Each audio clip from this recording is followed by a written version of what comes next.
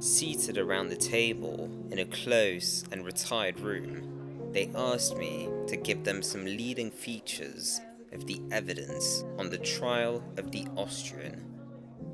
I did not forget that expostulation of insulted nature when Hébert, accusing Marie-Antoinette of having committed the most shocking crime, incest, she turned with dignity towards the audience and said, "I appeal to the conscience and feelings of every mother present to declare if there be one amongst you who does not shudder at the idea of such horrors."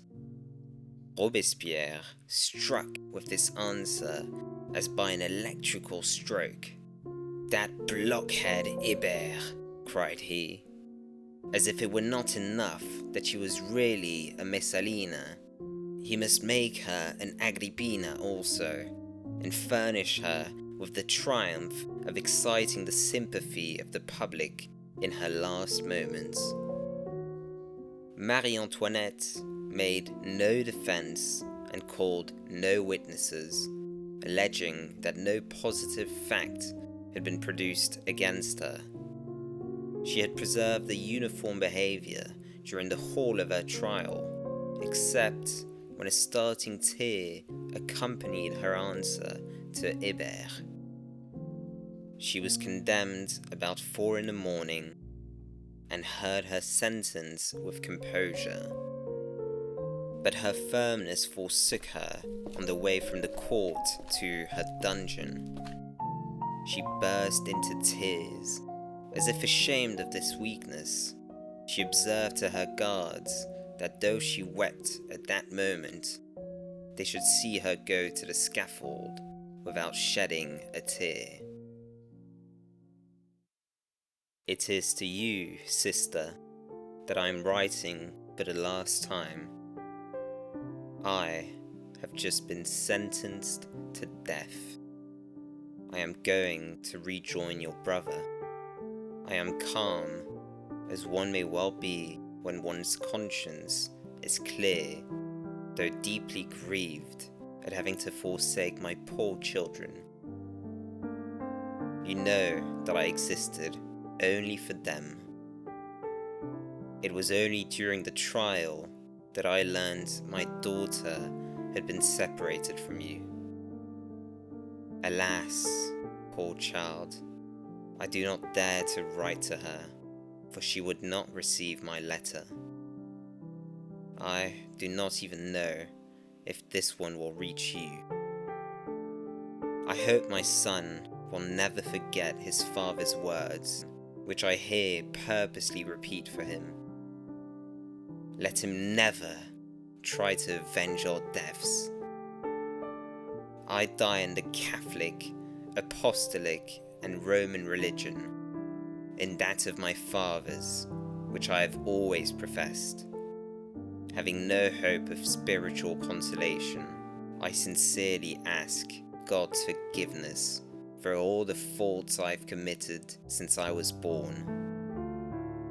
I trust that, in His goodness, He will hear my last prayers, and in His pity and His goodness, He may receive my soul.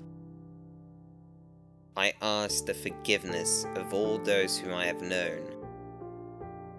I forgive my enemies. I here bid farewell to my aunts and to my brothers and sisters. I had friends. Let them know, at least, that down to the last, they were in my mind. Adieu, my good and affectionate sister. I send you my most heartfelt love, and also to my poor, dear children. How heartbreaking it is to leave them forever. Adieu, adieu. I must now devote myself entirely to my spiritual duties. Sorrow had blanched the Queen's once beautiful hair, but her features and air still commanded the admiration of all who beheld her. Her cheeks, pale and emaciated, were occasionally tinged with a vivid colour at the mention of those she had lost. She had cut off her hair with her own hands, placed in a tumbrel with her arms tied behind her.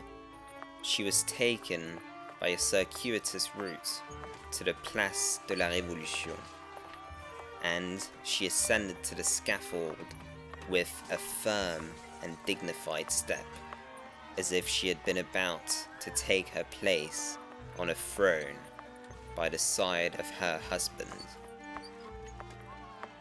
Marie-Antoinette wore a white gown, a white handkerchief covered her shoulders, a white cap her hair, a black ribbon bound this cap round her temples.